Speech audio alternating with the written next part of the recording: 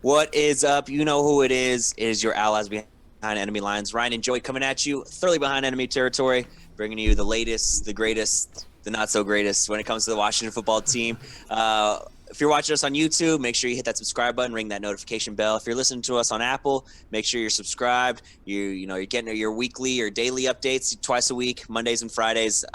We put these shows out pre-game, post-game. Usually, hopefully, it's a Monday celebration, Victory Monday.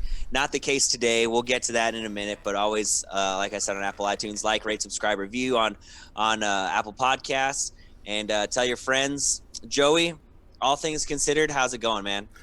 All things considered, I'm actually a little bit tired today, but it's one of those Mondays, and I think it was a common theme. I don't know if it's just the time of year, the people I work with, but everyone seems like this weekend took its toll on our energy level. So it's been a rough morning getting through all the work stuff and whatnot. But not as rough as I guess our team is going through their rough morning. So Yeah, absolutely. It's I think you're right. The weekend did take all our energy. Us for probably different reasons than expected or than others.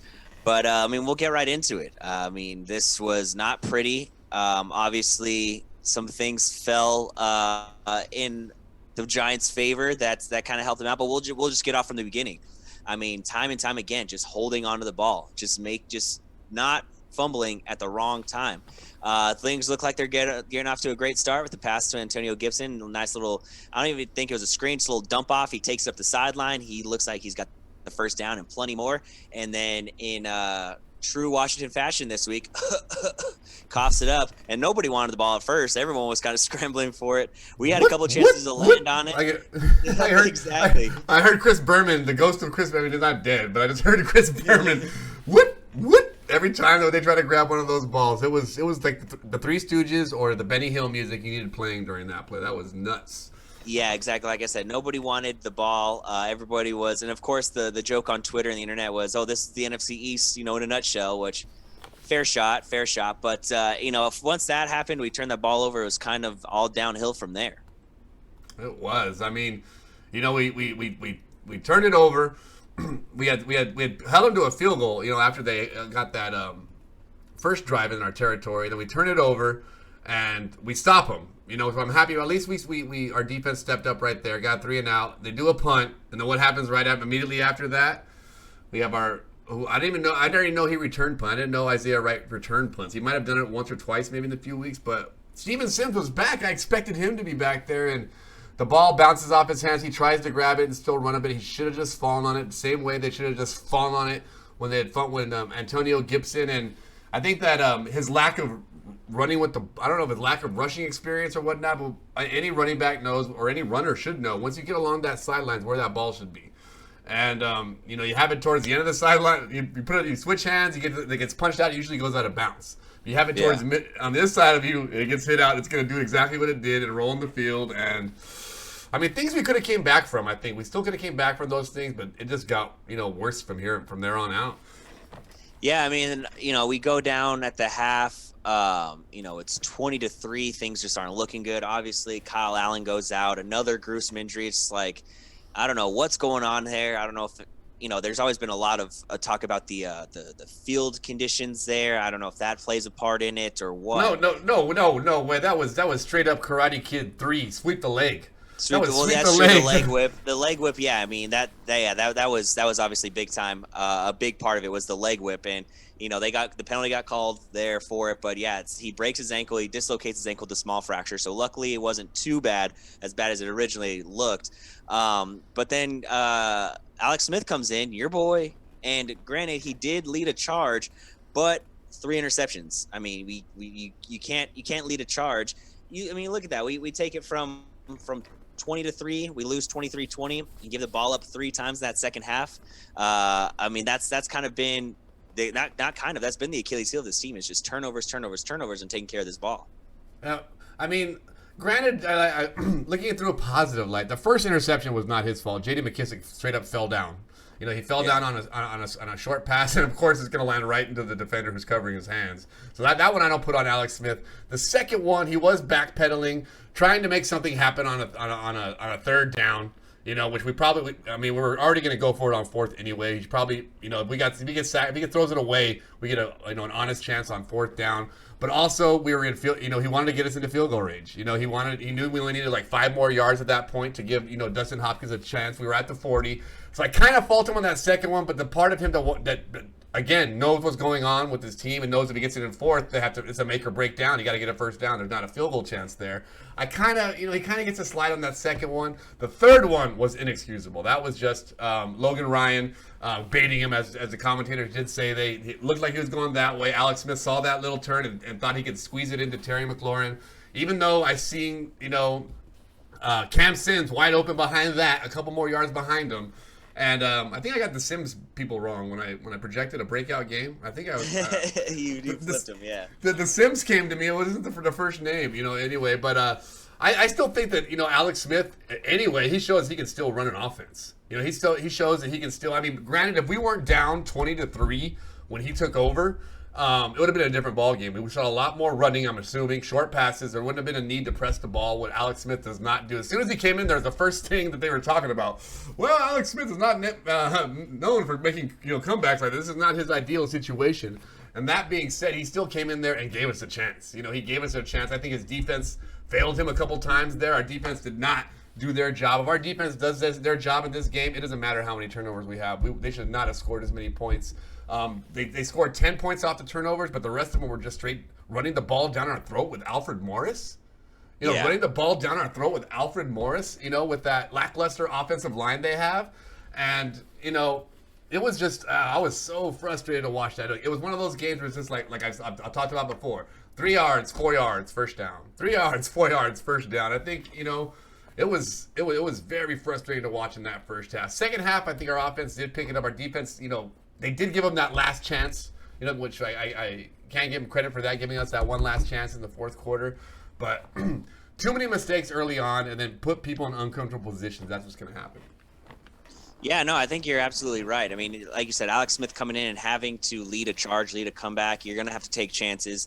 He did that. Some of those he executed. A lot of those he didn't. Whether you want to say, you put that second interception on him or not, or, the third interception, whatever it is. I mean, there's still got to be better decisions that are getting made, especially when you are coming back and you are leading the charge the way they are. But agreed, the fact that running game torched us, Wayne Gallman and Alfred Morris, that would have been, if you would have told me that the Giants, because don't get me wrong, Daniel Jones had a nice game. He didn't have a prolific game. He had a nice game. But if you would have told me that the Giants would have had to rely on their running game to beat us, I'd have said, sign me up for that. Done deal, because they have no running game. We talked about that on Friday, how they're really missing Saquon because, A, obviously he's one of the top running backs in the league, but B, there's literally nobody else behind him. So if you would have told me that the Giants would have had to rely on the running game to beat us, I would have said, done deal, put it, gift wrap it, put a bow on it. Washington's taking this game. But there was almost just like zero urgency or any will or want to stop that running game. Like you said, it was just over and over again, just running right down our throats. I mean, Wayne Gallman, I think one of his touchdown runs was like a 15-yard just right up the gut. And it was unreal performance and not unreal good, unreal bad of how this game went. Your usual suspects, Terry McLaurin still balls out. Antonio Gibson, they're down, so he can't get the ball as many times as you'd like. But again, like I said, Cam Sims, I really like Cam Sims. I've been singing his praises since training camp. I really like what he does. He's he's athletic. He goes after the ball. He's never going to let the ball come to him. He's going to go get that ball. So, great game from him. But I told you this on Friday. I was going to go back to it. Let's go ahead and start finding that top pick, because right now we're just relying on the Jets to win and one other team. I forget who. Well, there's one other team that we just need them. Jacksonville. Yeah, because they're 1-7 or 1-8 right now. And so we just need to clear them 2 out of the way, because Jacksonville for sure will take a quarterback. We just clear them out of the way, and boom, I'm back on top for let's get the top pick, baby. Well, I don't know just yet if we're still. I don't know. I remember we looked at the Jets schedule. I don't know if I think we talked about it. The only Jets game down the road that they have a chance of winning was, I forgot what it was. It's terrible. All their games are hard. I think there was one chance, and I forget what it was, and it was like Miami. And I was like, not anymore. Miami's pretty good now. So I think it was Miami. It was the only one that had a chance of probably losing. And So I think the Jets are locked in there. And so again, I think we do need a quarterback. I definitely think that Alex. We knew Alex Smith was not the long-term answer. We knew if he was an answer, it was going to be for this year only. And so we definitely need a quarterback to look for either in free agency or the draft. I did see a report this morning that Rivera did say they were thinking about bringing in a third quarterback. They have internal discussions today to see if they do need a third, which I think they probably should. I don't think Dwayne Haskins should injure his way back onto the field. What did he learn there? Right. And Steven Montez, obviously, they're saying that he is not ready to get pulled up from the practice squad and take some real snaps. So yeah. The usual suspects. I see Cap's name thrown out there. I see all these other names thrown out there, and we're past the trade deadline, so it's going to have to be someone like Josh Johnson. Maybe they can call him back up and he can come make a run for us here. But yeah, I definitely think that the name that's been coming out a lot is Wilson out of BYU. Obviously, because they don't Zach Wilson, who's been balling out. He's good. And I heard somebody say no one good's ever came out of BYU. I was like, Steve Young, yeah, Hall of Famer. Super Bowl, MVP. Yes, they've had some good quarterbacks. Jim McMahon was also a BYU guy. Nobody has a quarterback come out until they do anyway. So that is not to me a judge of who's going to be coming out of there well. Justin Fields and Trevor Lawrence, I think they'll both be gone before. I see us winning a couple more games and not falling in there, even just as terrible as we are. But I would love for us to somehow be able to get one of those top quarterbacks, but it's not looking good. The good news, like you said, though, the Cam Sims, and even Terry McLaurin came out and said today that he loves that Cam Sims is finally getting the recognition because he's one of those guys that just does exactly what's asked for him, no matter what, doesn't complain, and does what's best for the team. And we have two wide receivers, and Terry McLaurin's basically talking about himself as well. So if you have two wide receivers like that, and I think that Cam Sims is showing that he wants to be a true number two, give it to him, and I think with those foundation pieces, we do just need a quarterback that can consistently stay on the field. Yeah, no, I agree. I'm looking at possible free agents right now, and the list is bleak. Let me tell you, doesn't look good. Sometimes you can find those guys out there that are kind of just mulling around. None of the names on this list jump out to me. And Josh Johnson actually is rumored to be heading out to San Francisco to go work with Kyle Shanahan because they're obviously having quarterback injuries of their own. So that's a name to be on the lookout for, whether it is with Washington or somewhere else. One name that jumps out to me, and it's funny because it came up on my Facebook memories today. I don't know if I peruse Facebook every now and then. I'm going to pull it up here because it was something that you said, and it was rather hilarious now that I'm seeing that he's a free agent here. Let me see. Let me pull it up. I know this is great content right here. Oh, boy. Shoot. Maybe it was yesterday that anyway, the name was the one and only. Actually, it was yesterday, and I'll tell you why. Because we were talking about bringing in Colt Brennan as quarterback for Washington, and you said if Colt Brennan can't get the job done, then we need to go ahead and draft none other than Sam Bradford. And you were gung-ho on bringing in Sam Bradford, and I was like, yeah, I don't know about Sam Bradford. You're like, oh, no, he's the best one. He's the best quarterback for the job, blah, blah, blah. And it was just funny because it shows him here. He's only 32, which is crazy. I thought he might be a little older, but obviously I think he retired, 2 years ago. But he jumps out here. Yeah, he was with. I think he was there last year with the Cardinals, right? When they first took Kyler Murray. I mean, he was there with Colt McCoy. Was there in Oklahoma? He was in Oklahoma when Colt McCoy was a quarterback in Texas. And so I mean, I knew he wasn't that old. His name has escaped me. I thought he was long gone because of what he says he'd had a bad couple of years there. But of all the free agent names out there, he's probably had the most success, and he's definitely got a lot of money for doing that a lot. But yeah, so I wouldn't be opposed to bringing in someone like that. Just obviously they're not coming in to take over. They're coming in just in case Alex Smith can't do it. And I still like what I saw in Alex Smith. I still think we have some things to build on with him for the rest of the year. I think he can play through the rest of this year. Obviously, he's not going to be the answer, but we just have to start thinking about the future and what we're going to do as far as what type of quarterback we want. What we're going to change our system. Do we have people here that we want to keep? Do we have people here we want to get rid of? Again, evaluation time constantly. But these next couple games are going to tell a lot about the character of this team. Again, they're not going to be hard games. They're games we thought we had a chance in winning. So, also, a point I wanted to make is, this last week we saw the videos of them, dancing in the locker room and feeling good, and we got a lot of positive vibes coming out. And it's I think Aaron Rodgers said it a few weeks ago. I think we started feeling ourselves a little too much. And, I think that Washington, for some reason, I don't know how you're going to feel yourself at 2-5 coming off, a victory against a destroyed Cowboys in a bye week. But I think they started feeling themselves a little bit too much, especially looking at that defensive line, the way they came out. They came out and dominate. This is not even a game. And, we let it slide. We let one of these that we should have had slide.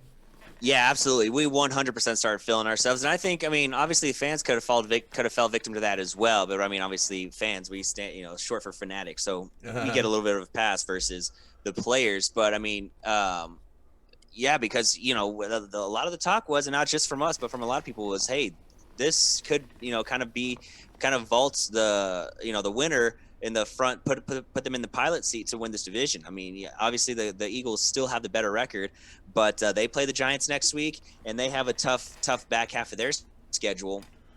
And Carson Wentz just isn't playing well right now. Their best wide receiver right now is Travis Fulgham, and he's, don't get me wrong, he's been balling out, but who knows when Miles Sanders is going to come back. So they have a lot of pieces that are just not there for the Eagles. Now, obviously, we look at the Cowboys yesterday. They have a pretty good game. Is that sustainable? Who knows? We got to see a little bit more out of Garrett Gilbert, old Texas alum. You know why I always call him Gail Gilbert? Why? That's his dad. That's his dad. Yeah. Who played in the NFL. So he was an NFL quarterback. So that's, I was always wondering, why do I keep calling him Gale? But then it's funny. I did it yesterday, and then they brought it up in the they brought it up during the commentary of the game yesterday. And I was like, I knew there's a reason why I called him Gail Gilbert. And the funny thing is, I clicked on, I looked him up to remember who he played for. He played for like 3 or 4 different teams back, and the Bills is one of them, I think. And then when I looked him up on Wikipedia, and his mom is a counselor here in Austin for high school.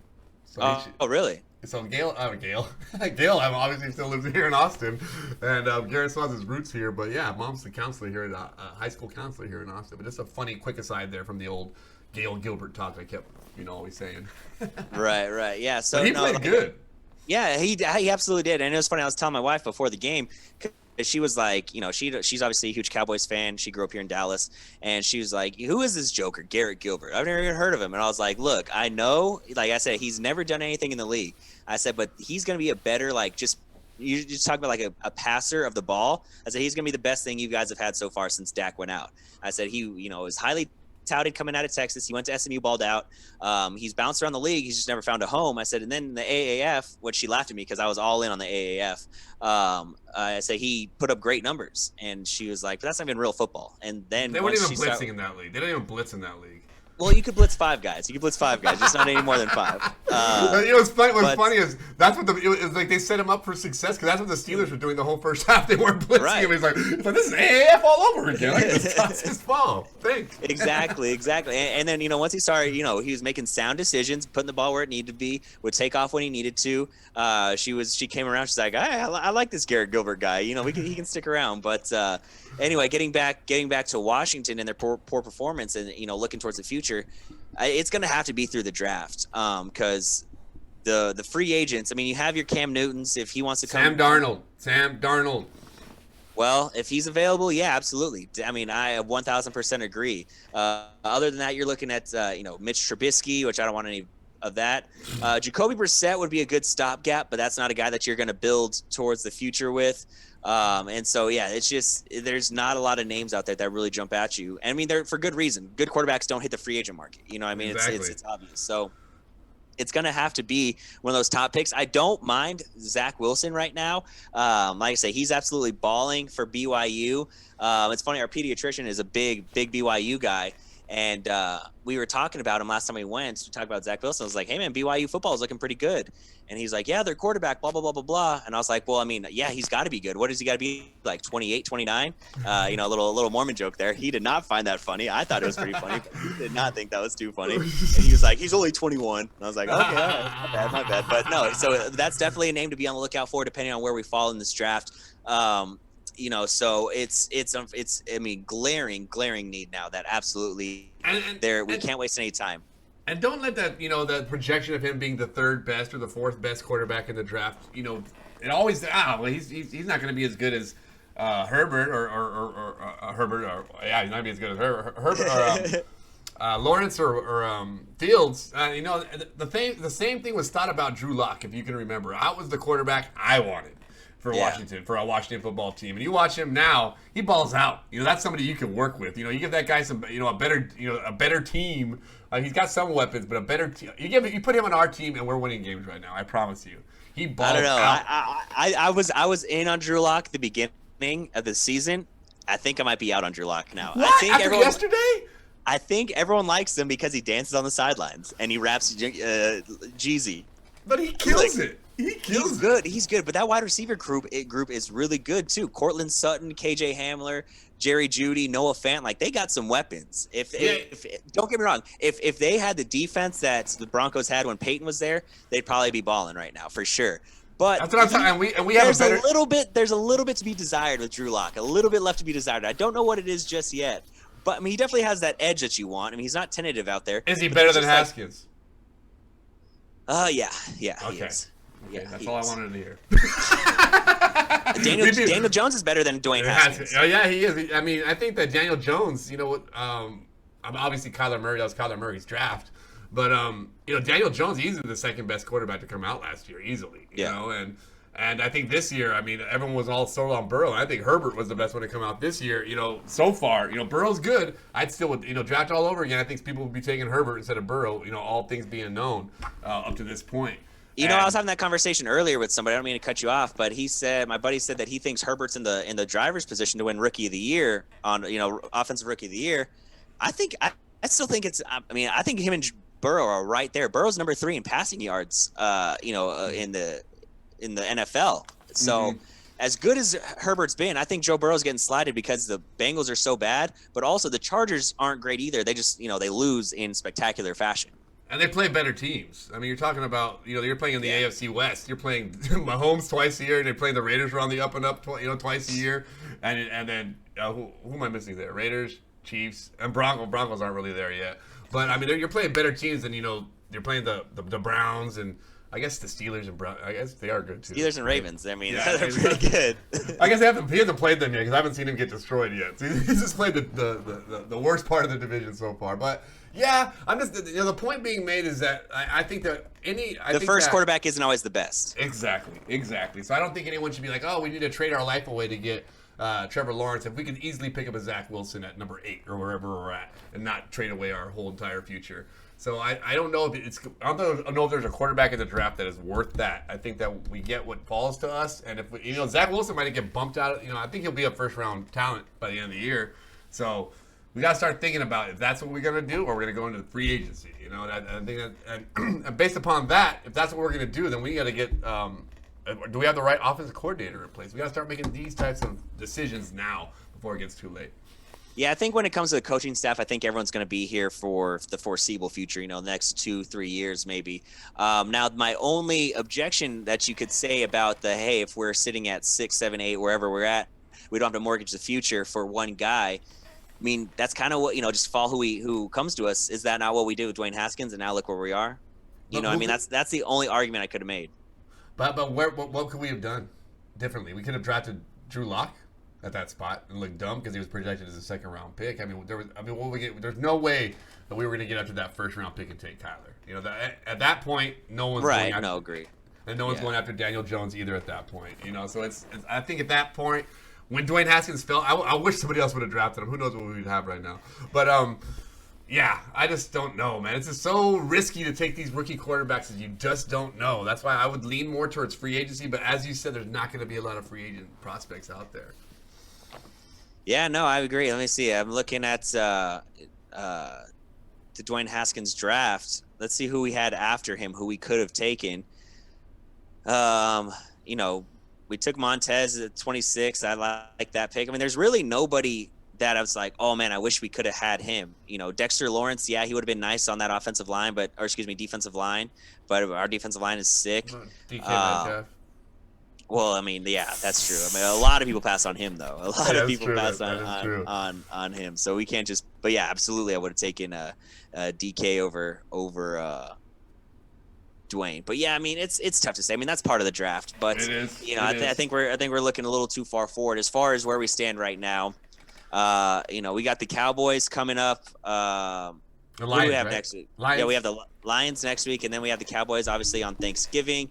So there I is think a it was way. Lion Bengals, Cowboys. I think we have 2 more weeks before Thanksgiving, right? Yes, that would be Yeah, correct. yeah. Lions, Bengals, Cowboys.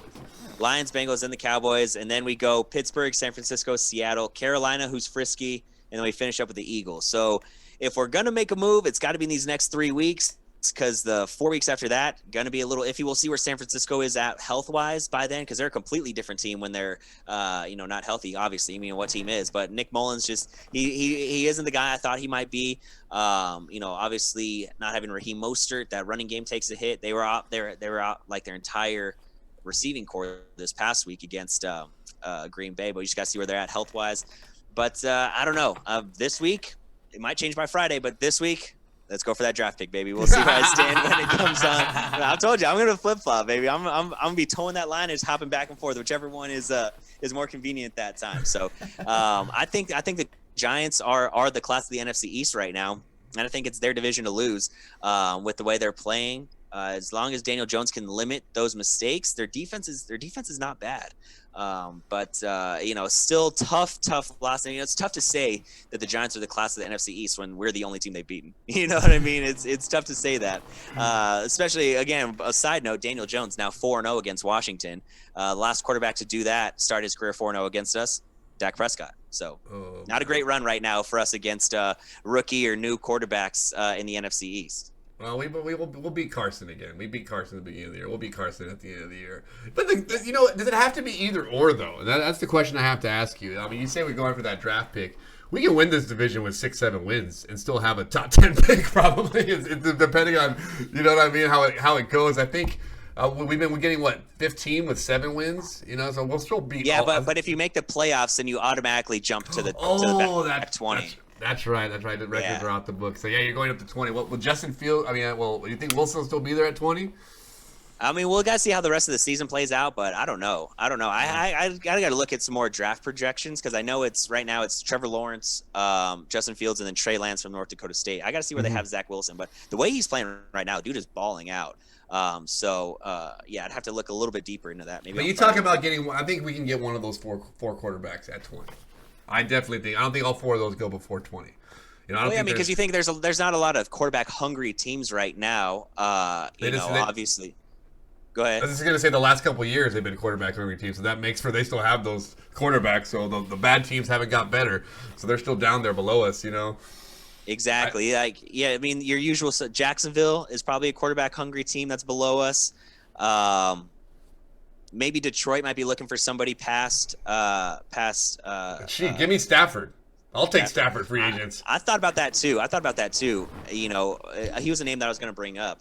Atlanta might be a team that's looking for somebody after Matt Ryan, but there aren't a whole lot of quarterback hungry teams right now. Chicago maybe, but their record, they're sitting at 5-4, so that you got to assume that we're going to fall in front of them in the draft. But like you said, a lot of the quarterback hungry teams from the past aren't there because they got their guy. And guess what? We still starving over here. We still starving. We haven't had a guy. Since RG3 1 year. We haven't had a guy that we're very happy about. Kirk Cousins, everyone was always 50-50 on him. And before RG3, I don't need Rasheesh, but Donovan McNabb, there's just names that pop out all over the place that just were terrible. But it's a position that's haunted us. I think that wide receiver has haunted us as well. We're finally getting that. The running back, I think we got some good young pieces there. Great young pieces on the defensive line when they played their potential. Offensive line did a pretty good job yesterday. I didn't see, Alex Smith moved around. I didn't see any terrible play by them. It was much more of the mistakes that got us more than, bad line play. But I think, again, we still have a lot of pieces there. We still have a lot of things to be optimistic about. Even talking to other people, Cowboy fans, Eagle fans, different fans I talk to all the time. They say you're right. The pieces are falling there. Even as if you're now a Washington player, they got a lot of good players on that team. It's just about getting that 1 or 2 that really pushes them over the edge and makes them consistently play well. So hopefully we can get them this year. For sure, for sure. That's all I got for this week. Joey, you got anything else? All I can say is we got no, terrible tasting coffee. I didn't hear nothing from the birds. It was just one of those days, and let's just hurry up and get, till next Monday, I guess. And hopefully, hopefully we'll be a lot more optimistic for you guys on Friday or not. And, it's just got to keep rolling. As this Washington fan, this is something that we're so used to. We get mad. Exactly. It's Groundhog's Day. Yeah, I'm mad, for the first 20 minutes after the game until it just like simmers down slowly, and I'm like, well, the Cowboys are gonna lose. Well, we're still kind of in it. Well, your mind starts doing the justification thing. So I'm falling back into about right there right now. So yeah, you were hot during the game. You were was hot. I wasn't even replying because I was like, all right, I know he's like, it's like overreaction a little bit. So I was like, I'm just gonna let him fire off these texts and let him just like get it out. I was like, I'm not gonna like stir it up or anything, so I'm just gonna let him do his thing. And but yeah, you were just like, God, we're so stupid. We're the dumbest team. Like he was like, let me tell you guys, Joe was, and he doesn't get like that a whole lot. Not a whole lot. Usually it's I'm usually optimistic. I'm usually the optimistic one. I'm the one that's like, screw this team. We freaking suck. Blah blah. I don't even know why I'm a fan. And it was actually roles were reversed this weekend. It was kind of funny. I was just like, damn, like that's how you know it's gotten real. Yeah, it's gotten real. I was hot, yeah, but let's just see. I've got that all out. Now I'm ready to believe again that they have some things that can go positive this week. So let's just hope. Let's just hope. Yeah, we got Adrian Peterson revenge game coming up this week against the Lions. We'll see if Kenny Galladay's playing. If not, that's obviously going to be a big boost for our defense. Not having to watch out for him because he's a difference maker for the Lions. But we'll get to that on Friday. As always, like I said, if you're watching us on YouTube and we haven't hit that subscribe button, go ahead and do it. Ring that notification bell. Like, rate, subscribe, review on Apple iTunes. Tell your friends, tell your family.